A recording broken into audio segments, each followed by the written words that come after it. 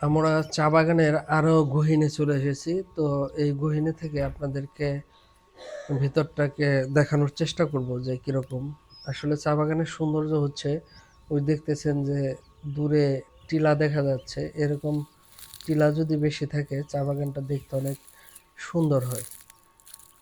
তো এখানে টিলার নিচে আবার ওই যে খাদের মতো আছে, ওইখানে পানি যায়, বৃষ্টির পানি বা ওইদিকে ঝর্ণার পানি।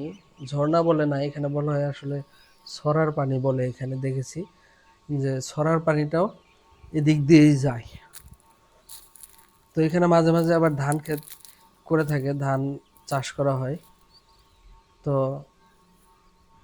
এখান থেকে আসলে এর চেয়ে বেশি আর দেখানো সম্ভব না।